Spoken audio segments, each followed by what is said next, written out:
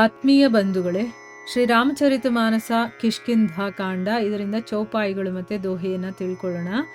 ಸಖಾ ಬಚನ ಸುನಿ ಹರಷೆ ಕೃಪಾ ಸಿಂಧು ಬಲಸೀವ್ ಕಾರನ್ ಕವನ್ ಬಸಹು ಬನ್ ಮೋಹಿ ಕಹಹು ಸುಗ್ರೀವ್ ನಾಥ್ ಬಾಲಿ ಅರು ಮೈ ದ್ವೋ ಭಾಯಿ ಪ್ರೀತಿ ರಹಿ ಕछु ಬರನಿ ನ ಜಾಯಿ ಮಯ ಸುತ್ ಮಾಯಾವಿ तेहि नाऊ आवा सो प्रभु हमरे गाऊं अर्ध राति पुर द्वार पुकारा बाली रिपुबल सहई न पारा धावा बाली देखी सोभागा मैं पुनि गयऊं बंधु संग लागा गिरिबर गुहा पैठ सो जाई तब बाली मोही कहाँ बुझाई परिखेसु मोही एक पखवारा नहीं आवो तब जानेसु मारा मास दिवस तह रहेवु खरारी निसरी रुधिर धार तह भारी बाली हतेसी मोही मारिही आई सिला देई तह चलेवु पराई मंत्रिन्ह पुर देखा बिनु साई दीन हेवु मोही राज बरी आई बाली ताही मारी गृह आवा देखी ಮೋಹಿ ಜಿಯ ಭೇದ ಬಢಾವ. ಇವು ಚೌಪಾಯಿಗಳು ಮತ್ತು ದೋಹೆ. ಈಗ ಇದರ ಅರ್ಥವನ್ನು ತಿಳ್ಕೊಳ್ಳೋದಕ್ಕೆ ಪ್ರಯತ್ನ ಮಾಡೋಣ.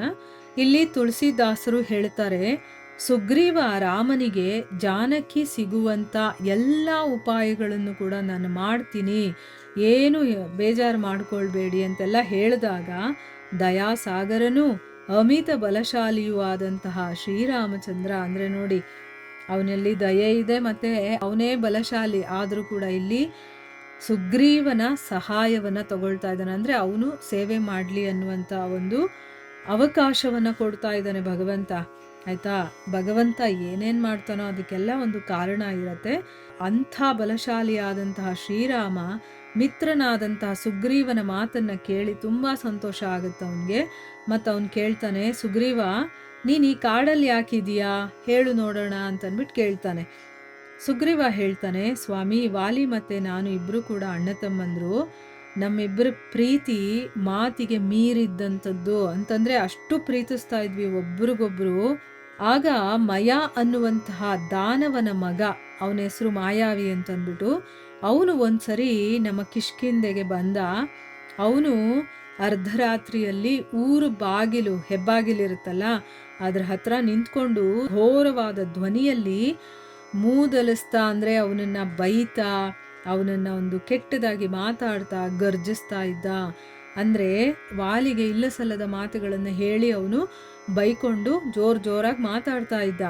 ವಾಲಿ ಅವನ ಮೂದಲಿಕೆಯ ಮಾತುಗಳನ್ನು ಸಹಿಸ್ಕೊಳ್ಳೋಕ್ಕಾಗದೆ ಅವನ ಹತ್ರ ಯುದ್ಧಕ್ಕೆ ಹೋದ. ವಾಲಿಯನ್ನು ನೋಡಿದ ತಕ್ಷಣ ಮಾಯಾವಿ ಏನು ಮಾಡ್ದ, ಓಡ್ ಹೋಗ್ತಾನೆ. ಅವನು ಹಿಂದೆ ನನ್ನ ಅಣ್ಣ ಹೋದ, ಅಣ್ಣನ ಜೊತೆ ನಾನು ಕೂಡ ಹೋದೆ. ಆ ದಾನವ ಏನು ಮಾಡ್ದ, ಒಂದು ಪರ್ವತದ ಗುಹೆಯ ಒಳಗಡೆ ಹೊರಟೋದ. ಆಗ ನಮ್ಮ ಅಣ್ಣ ನನಗೆ ಹೇಳ್ದ, ಸುಗ್ರೀವ, ನೀನು 15 ದಿನಗಳ ತನಕ ಈ ಗುಹೆಯ ಹೊರಗಡೆ ನನಗೋಸ್ಕರ ನೀನು ಕಾಯ್ತಾ ಇರು. ಅಷ್ಟರಲ್ಲಿ ನಾನು ಬರದೇ ಇದ್ದರೆ ನಾನು ಸತ್ತೋದೆ ಅಂತ ತಿಳ್ಕೊ ಅಂತಂದ್ಬಿಟ್ಟು ಆದೇಶವನ್ನು ಮಾಡ್ತಾನೆ. ಅಂದರೆ 15 ದಿವಸ ನೀನು ಹೊರಗಡೆ ಕಾಯ್ಕೊಂಡಿರು, ನಾನು 15 ದಿವಸ ಆದರೂ ಬರಲಿಲ್ಲ ಅಂತಂದರೆ ನಾನು ಸತ್ತೋದೆ ಅಂತ ನೀನು ತಿಳ್ಕೊ ಅಂತಂದ್ಬಿಟ್ಟು ಹೇಳ್ತಾನೆ. ಅವನು ಗುಹೆ ಒಳಗಡೆ ಹೋಗ್ತಾನೆ. ಆಮೇಲೆ ಬರ್ತಾನೆ ಅಂತಂದ್ಬಿಟ್ಟು ನಾನು ಅಲ್ಲೇ ಕಾಯ್ಕೊಂಡಿದ್ದೆ. 15 ದಿವಸ ನಮ್ಮ ಅಣ್ಣ ಹೇಳ್ದ, ಆದರೆ ತಿಂಗಳುಗಟ್ಟಲೆ ನಾನು ಕಾಯ್ಕೊಂಡಿದ್ದೆ. ಆ ಗುಹೆಯಿಂದ ಏನಾಯಿತು, ಒಂದು ದಿವಸ ರಕ್ತದ ಕೋಡಿ ಹರಿಯೋದಕ್ಕೆ ಶುರುವಾಯಿತು. ಆ ಮಾಯಾವಿ ವಾಲಿಯನ್ನು ಕೊಂದಿರಬಹುದು ಅಂತ ನನಗನ್ನಿಸ್ತು. ಆಗ ನಾನೇನು ಮಾಡಿದೆ, ಈಗ ಅವನು ಬಂದು ನನ್ನನ್ನು ಕೂಡ ಕೊಂದು ಬಿಡ್ತಾನೆ ಅಂತ ತಿಳ್ಕೊಂಡು ನಾನು ಆ ಗುಹೆ ಬಾಗಿಲನ್ನು ಒಂದು ದೊಡ್ಡ ಬಂಡೆಯಿಂದ ಮುಚ್ಚಿ ಓಡ್ ಬಂದ್ಬಿಟ್ಟೆ. ಬಂದ ಮೇಲೆ ಇಲ್ಲೇನಾಯಿತು, ರಾಜನಿಲ್ಲದೆ ಇರೋದನ್ನು ನೋಡಿ ಮಂತ್ರಿಗಳೆಲ್ಲ ಸೇರಿಕೊಂಡು ನನ್ನನ್ನು ಬಲವಂತವಾಗಿ, ಅಂದರೆ ನನಗಿಷ್ಟ ಇರಲಿಲ್ಲ ಅಣ್ಣನ ಸ್ಥಾನದಲ್ಲಿ ಕೂತ್ಕೊಳ್ಳೋಕ್ಕೆ, ಆದರೂ ಕೂಡ ಅವರು ಬಲವಂತ ಮಾಡಿ ನನ್ನನ್ನು ಕಿಷ್ಕಿಂದೆಗೆ ರಾಜನನ್ನಾಗಿ ಮಾಡ್ತಾರೆ. ಆದರೆ ವಾಲಿ ಮಾಯಾವಿಯನ್ನು ಕೊಂದು, ಅಂದರೆ ಅವನು ಸತ್ತಿರಲಿಲ್ಲ, ಅವನು ಮಾಯಾವಿಯನ್ನು ಕೊಂದು ಕೆಲವು ದಿನಗಳ ಆದಮೇಲೆ ಅರಮನೆಗೆ ಹೇಗೋ ಆ ಗುಹೆ ಬಾಗಿಲು ತಕ್ಕೊಂಡು ಅವನು ಅರಮನೆಗೆ ಬರ್ತಾನೆ. ಬಂದಿದ ತಕ್ಷಣ ರಾಜಸಿಂಹಾಸನದಲ್ಲಿ ಕೂತಿದ್ದಂಥ ನನ್ನನ್ನು ನೋಡಿ ಅವನು ಮನಸ್ಸಲ್ಲಿ ತಪ್ಪಾಗಿ ತಿಳ್ಕೊಳ್ತಾನೆ. ಆಮೇಲೆ ನನ್ನ ಬಗ್ಗೆ ಅವನು ವಿರೋಧವನ್ನು ಕಟ್ಕೊಳ್ತಾನೆ. ಅಂದರೆ ನನ್ನ ಮೇಲೆ ಅವನಿಗೆ ಕೋಪ ಬಂದು ನನ್ನನ್ನು ಶತ್ರುವಿನ ಹಾಗೆ ನೋಡ್ತಾನೆ. ಯಾಕೆ ಅಂತಂದರೆ ರಾಜ್ಯದ ಲೋಭದಿಂದ ಇವನು ನನ್ನನ್ನು ಹೊರಗಡೆ ಬರದೇ ಇರೋ ಹಾಗೆ ಗುಹೆಯ ಒಂದು ಬಾಗಿಲಿಗೆ ಬಂಡೆಯನ್ನಿಟ್ಬಿಟ್ಟು ಇಲ್ಲಿ ಬಂದು ರಾಜ್ಯದ ಅಧಿಕಾರವನ್ನು ಪಡ್ಕೊಂಡಿದ್ದಾನೆ ಅಂತ ಅವನು ತಪ್ಪಾಗಿ ತಿಳ್ಕೊಂಬಿಟ್ಟಿದ್ದಾನೆ ನಮ್ಮ ಅಣ್ಣ ಅಂತ ಅಂದ್ಬಿಟ್ಟು ಹೇಳ್ತಾನೆ. ಈಗ ನೋಡಿ, ಇದಕ್ಕೊಂದು ಹಾಡು ಇದೆಯಲ್ಲ, ಹೇಳಿದ್ದು ಸುಳ್ಳಾಗಬಹುದು, ನೋಡಿದ್ದು ಸುಳ್ಳಾಗಬಹುದು, ಕೇಳಿದ್ರೂ ಕೂಡ ಸುಳ್ಳಾಗಿರಬಹುದು, ಆದರೆ ನಿಧಾನಿಸಿ ಯೋಚಿಸಿದಾಗ ನಿಜವೂ ತಿಳಿಯುತ್ತೆ. ಸ್ವಲ್ಪ ತಾಳ್ಮೆ ಇರಬೇಕು. ಹೋಗಿ ಏನಾಯಿತು, ಆ ಪರಿಸ್ಥಿತಿ ಹೇಗಿತ್ತು ಅಂತ ಕೇಳಿದಾಗ ಗೊತ್ತಾಗ್ತಾ ಇತ್ತು. ಆದರೆ ಅವನೇ ಮನಸ್ಸಲ್ಲಿ ಒಂದು ಊಹೆ ಮಾಡ್ಕೊಂಬಿಟ್ಟ.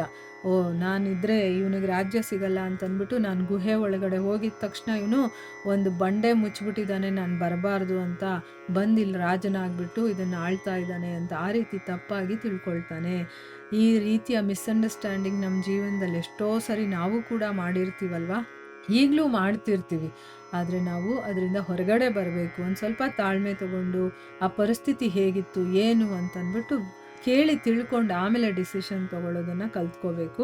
ಈಗ ನೋಡಿ, ಒಂದು ತಪ್ಪು ತಿಳುವಳಿಕೆಯಿಂದ ಅಣ್ಣ ತಮ್ಮಂದ್ರಿಬ್ಬರು ಬೇರೆ ಆಗ್ತಾರೆ. ಅಣ್ಣ ತಮ್ಮಂದ್ರಿಬ್ಬರಲ್ಲೂ ಕೂಡ ಎಷ್ಟು ಪ್ರೀತಿ ಇತ್ತು ಅದೆಲ್ಲ ಹೊರಟೋಗುತ್ತೆ. ಕೊನೆಗೆ ಏನೇನೋ ಆಗಿ ಈಗ ಸುಗ್ರೀವ ಹೋಗ್ಬಿಟ್ಟು ಯಾವುದೋ ಪರ್ವತದಲ್ಲಿದ್ದಾನೆ ಅಲ್ವಾ, ಎಷ್ಟು ಘಟನೆಗಳೆಲ್ಲ ನಡೆದು ಹೋಗುತ್ತೆ ಒಂದೇ ಒಂದು ಮಿಸ್ಅಂಡರ್ಸ್ಟ್ಯಾಂಡಿಂಗಿಂದ.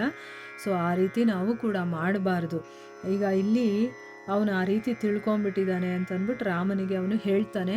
ಮುಂದುವರೆದೇನಾಗುತ್ತೆ ಅಂತ ನಾವು ಮುಂದಿನ ಭಾಗದಲ್ಲಿ ತಿಳ್ಕೊಳ್ಳೋಣ. ಹರೇ ಕೃಷ್ಣ.